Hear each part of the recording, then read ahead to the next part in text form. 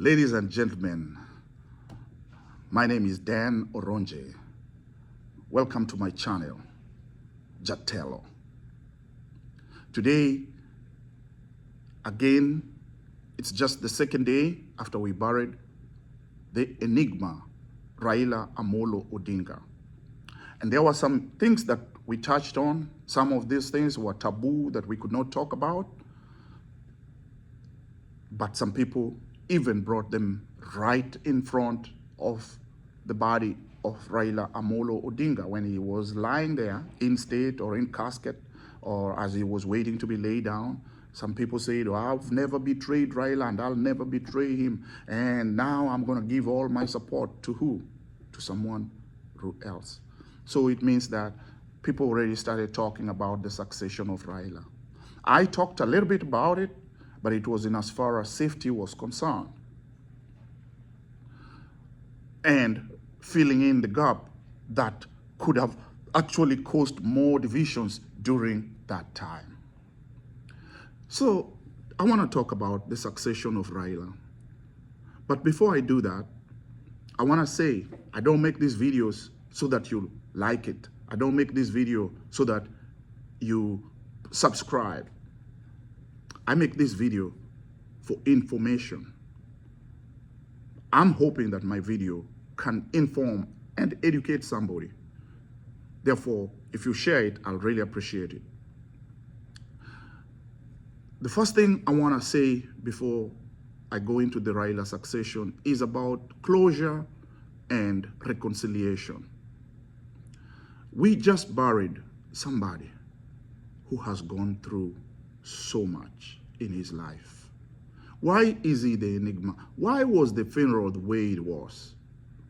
A lot of people felt a big loss, to the extent that we saw one of the best state funerals in Kenya. I know it's hard I say that because there's no funeral that should be best. All funerals are tough. But I give kudos to the military, and I give thanks to our commander-in-chief and the president of the Republic of Kenya, William Samoei Ruto, for granting Raila a heroic farewell. Okay, so what's this first thing that I'd like to bring in? It is about reconciliation. You know, in our African tradition is that whenever somebody has died, is the time to bury the hatchet too. If you had any diambos with this guy, if you had any issues with him, this was the time to come and just say, hey, kind of, listen, I've let go. And I give a lot of credit to Dismas Baraza, I believe, who just came and he said, forgive me for all the wrongs that I said while campaigning. That was great. Now, Ruto's actions show that he also has kind of forgiven and asked for forgiveness, but it would be nice if he can also just ask for forgiveness. The person that I'm talking most about, or the people that I'm talking most about, is that this should have been the greatest opportunity for the Agikuyu to come as a delegation, or even as individuals, to bring gifts to the Odingas, and even to ask for forgiveness for what they did or what their ancestors did. I say this because it's the truth. There was a fallout between the Luo and the Kikuyu when Jaramogi fell off with Jomo Kenyatta. That fall off has been lingering for so long. People took an oath, the 1969 oath, which you can buy my book here, read it, and find ways of reconciliation. But that oath, it is still said it afflicts some people. That oath is the reason why we may have differences that are not healthy for our nation. Yes, it's true. Our country should be far, far away, but we're being held back with tribalism. The death of Raila, someone who truly forgave those who tormented him, should be the end of tribalism. I beseech you. The death of Raila should be the end of tribalism. And this tribalism, there are other forms of tribalism whereby, one tribe just employs their own people or provides opportunities to their own people. Resources are just shared within a certain tribe. But I'm talking about that other tribalism whereby I'm not even going to employ you, but you are almost, you are inhuman. That is deep. That is deep. And that can end. That should have ended if this delegation would have just come and said, listen, as a symbol, as a gesture, that we have moved from the past. Here is 10 cows or 10 sheep, or here is 20 goats. Come there. Sing for Raila in Agikuyu. Do whatever you do, die, and forgive. Pray for forgiveness. That would have been great. Instead of Rigathi Gachagua shying away for fear that he is not going to be given a chance to speak, he could have even sent elders. Because it's not personal. It's for Kenya. Uhuru Kenyatta tried. He was there. Uhuru Kenyatta is very influential. But I can tell you, from what I've seen, and there's been a lot of coverage, the only person I saw there was Uhuru Kenyatta. Uhuru Kenyatta, where is your wife? Where is the First Lady? That is the time for you to come with the First Lady. Let the First Lady sit with Mama Ida, so that people can see that you have brought the comfort of your people. That's a very good gesture. So I missed to see that. I really did. It was a missed opportunity. It is still not too late. It is still not too late. I'm not trying to give you a strategy for you to win the next election. Now, that's politics. And that's going to come into my next talk about the Raila succession. So the Raila succession is in twofold. Why? Because Raila was the political leader of Jotelo. But then Raila was also the traditional leader of Jotelo. And Raila, in his own respect, he thought he's passing that traditional leadership to the Ker, to the Luo Ker. I think it's Odugiranda. But no, Odugiranda is just there holding it for him. Raila was both. Whatever Raila said, we did it. During Raila's time is the time that HIV was killing people. And Raila changed something. The culture of not circumcising. Circumcision now is not a big deal in Luo Nyanza, because the health benefits were described. And some people have chosen to do it. It's optional. Some people are doing it. Raila advocated for it. By the way, Raila's father, Jaramogi, my father, my mother, are of the generation that removed the lower 6 teeth. Our fathers allowed us not to have to do that because of evolvement of culture and tradition. And so what I'm talking about is not necessarily wrong. Raila came up and said, hey, we need to move away from the culture of long burials. We're spending so much money when our kids are not going to school, when we are not having money to treat our people, because we are spending so much money during the funerals. Let's save that money. Let's bury sooner. Save the time. Save the money. Actually save the time, because labor, people are not working. People are mourning for a month, and it's really non-productive. Raila did not disrespect the dead. He just said, let's bury sooner. There's nothing wrong with burying sooner. And he, according to his wishes, that's what he did. So, replacing Raila is going to be twofold. In replacing Raila, I want to narrate to you the story of the Lion King. You all know the story of the Lion King. In a pride, there is one king or one lion. And then there may be more than one lioness. The lion services the pride. And when I mean servicing the pride, it is the leader.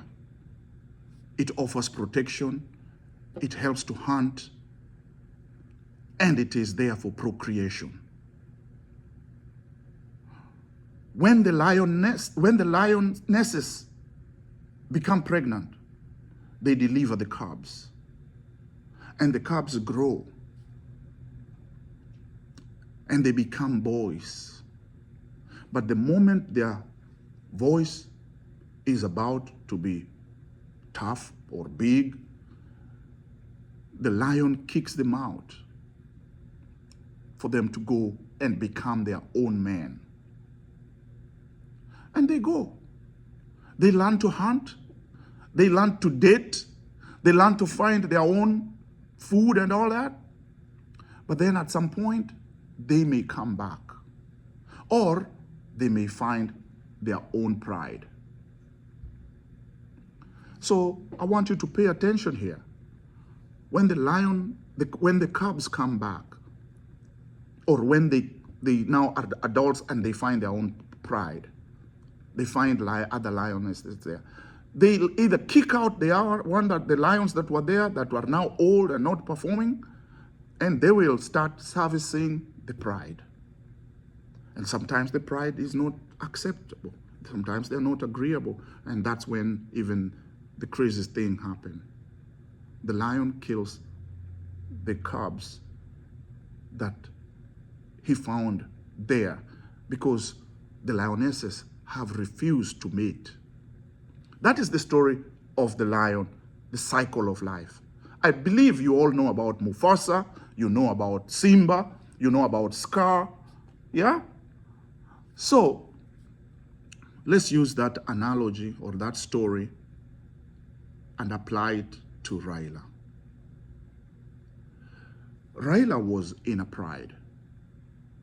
Those who stayed in the pride until Raila died, the men who stayed in this pride, because sometimes a pride has more than one lion, but the men who stayed in the pride until Raila died, let's call Raila Mufasa. Mufasa. Oh, that sounds great. Those lions that stayed in the pride until Raila died, Mufasa died, they cannot lead the pride. The ones that will lead are the cubs that Raila brought up. Not his own cubs. In politics, I don't mean his own children. But Raila calls them his children anyway. Those who left the pride and went out are the ones that are going to come back to take this pride and become the king of the pride. And those include Babu Owino. Babu Owino technically went to Embakasi vied for a position and he's starting to be his own person. He is likely to take the pride. There are others who left. Najib Balala left. He can come back. Guess who else left? William Samoei Ruto. William Samoei Ruto left and went and formed UDA and went and formed, you know, the other party that was there before UDA. I can't remember. But anyway, he left. Akaenda, akatangatanga, akamangamanga, akaungana na even with Rigathi. But before that, aliungana na Uhuru. And he achieved whatever he achieved. Rightly or wrongly, believe whether he won fairly or not. But Ruto has established himself out. He is just like a cub that left the pride, went out there and learned the skills of war or how to have a bigger pride. And now Ruto is coming back. And Ruto has also given a warning. He has said, ODM will either be in the next government or be the government. Is Ruto justified to take over ODM? Why not? Because that's the political leadership of ODM. That is the politics of what? Succession for ODM. But then there is the politics of succession for the Luo political leader. That one, even those within the ODM can fight for it. The political succession for the Luo leader, it's wider and complicated. Who are the candidates? The Odingas. Let's just put that open. The Odingas are in play here. Why? Because it's almost, we Jotelo are almost like in a kingdom. And in a kingdom, there are kingdom with rules and regulations, and then there's a kingdom where some rules are actually not necessarily rules, but norms. How did Raila take over from Jaramogi? Jaramogi wanted Wamalwa Kijana to be the political leader, but Raila went on his own, formed his own party, won in Langata, and the rest is history. And he did what he needed to do. On the other hand now, I don't know for a fact, but Raila did act in the last days of his life as he was quelling the Gen Zs. He picked Kasmuel Makoure and he decided to train him. That act of picking Kasmuel Makoure, Raila became a prophet like Samuel. He did not pick the people, the warriors in the family who are strong. He went and picked Kasmuel Makoure, someone who is not necessarily a heavyweight or known. And he said, I see potential in you. So Kasmuel Makoure can fight to be the political leader of the Luo people. But then the Odingas are also there fighting. As it is, Oburu has taken it temporarily. We are hearing how the children have talked. There is Winnie, of course, standing out strong. There is Junior trying to become like his father, trying to follow his father's. He's trying to act like his father. It may stick or it may not. Then there are others who are saying it should be, actually that it should be Mama Ida. And some are saying, no, they shouldn't, but that's their opinion. Then there is those who are saying, oh no, it should be Wandai or it should be Mbadi. That talk, that who is going to take that Luo leadership. That one, I can assure you, that one will happen naturally. There are some people who are just natural, or the Jotelo Nyasaye, Were, Nyakalaga, has his own ways of picking the leader. You can try, you can usurp the power, but it will be given to the person who deserves it. And even the word "it will be given" is not the right word. It's, telo ok mingato. Leadership is not given. It is taken. Somebody will take it. So, those are my thoughts about the succession. Ruto has every right to come back to ODM. I said it a while back. People were wondering, actually I was about to forget this. Sifuna, Edwin Sifuna, very eloquent, very nice guy. Raila picked him too. And Raila made him Secretary General. And he's done a great job. Edwin Sifuna has been talking contrary to what many are talking. But Raila always comes back and says, whatever Edwin Sifuna says, it is ODM saying it. And Edwin Sifuna says, Raila said, who told you? Even actually Raila lately said, who told you that we have picked a candidate? Well, that could just be games they're playing to confuse the opposition, to confuse the other side. In fact, you're going to hear it from me first. Those of you who are thinking that Sifuna is against William Ruto, someday you'll be shocked. That candidate that Sifuna is talking about, that ODM will field its own candidate, that candidate is William Samoei Ruto. I said it before. It's right there in front of you, but you're not seeing it. I'm seeing it. I've been seeing it all along. Ruto cannot go back for re-election with the UDA. UDA is too weak. Ruto, if he goes with the UDA, he may only get Rift Valley votes.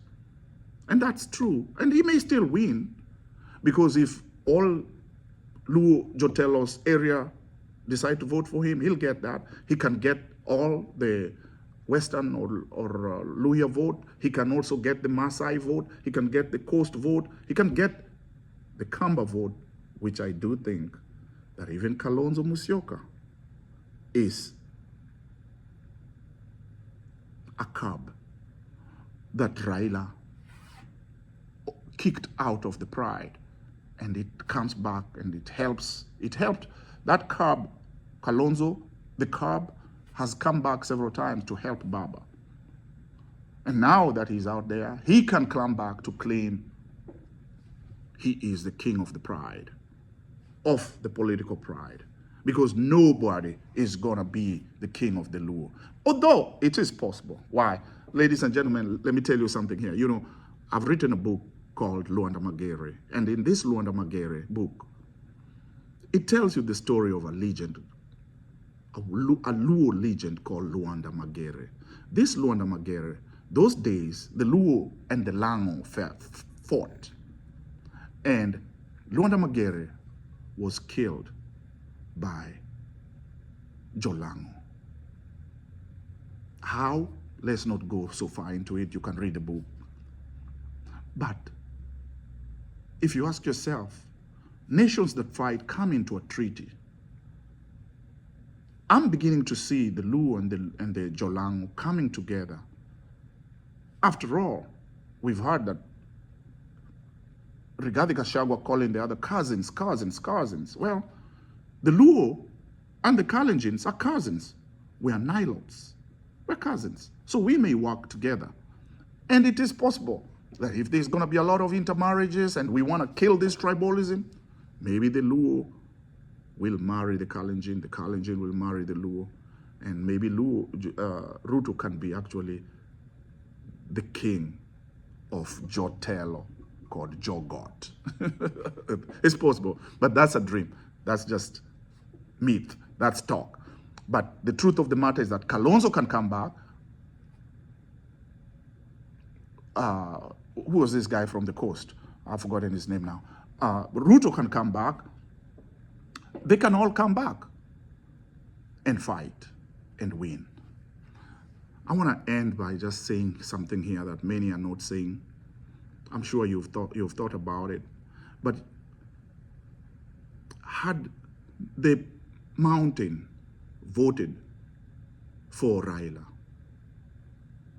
had they voted for Raila on the 15th, or whatever the Constitution says, of October, after Raila had been declared dead, we would be swearing in Martha Wangari Karua. The Agikuyu would have come back to leadership way sooner than if Raila had served even one term. Think about that. That's a real message to the Kikuyu. Don't go too hard on your way. Soften your heart. Just think about the venom that you spew when you're saying somebody cannot be a leader. He reached out to you, trying to make peace, trying to show you that he's not tribalistic. His children have married from your side. But every time he made an effort to try to be one of you, you ran away. And so what is God saying? Now it's as if that, it's actually as if because you didn't vote for him, you're being punished. The presidency is now father. You may get it in 2027 if you fail the candidate, but if not, then in 2032, we don't know the dynamics, how they'll be. Because we're talking about who will benefit the most from the death of Raila, but who will lose the most. I dare say even the Kikuyus will lose the most. The Agikuyu will lose. Because the one thing that unified you was the bashing of Raila, the hating of Raila. That unified you. I remember saying in one of my videos, one of my friends said that, Dan, do you know something?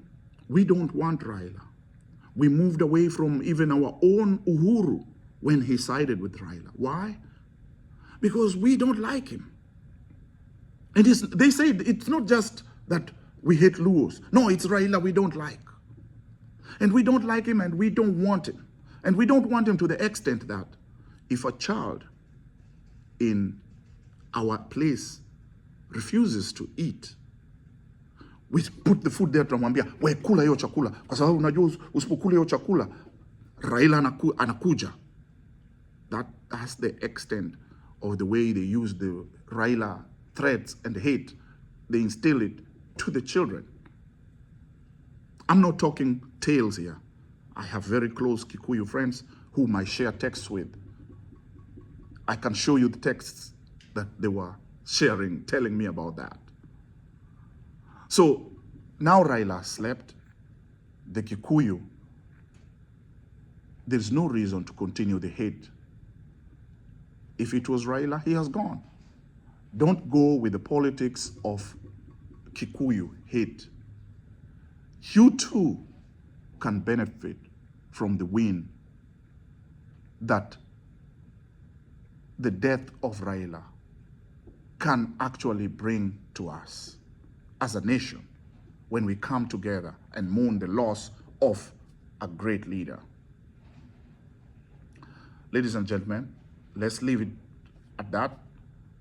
And I hope and pray that we navigate the times of the change of leadership, the times for the quest for the kingpin and the king and the political leader and the spokesman, whatever you want to call it. I pray that you do not overdo it to the extent that it hurts our country. Play clean politics. Siasa mbaya, maisha mbaya. Cheers.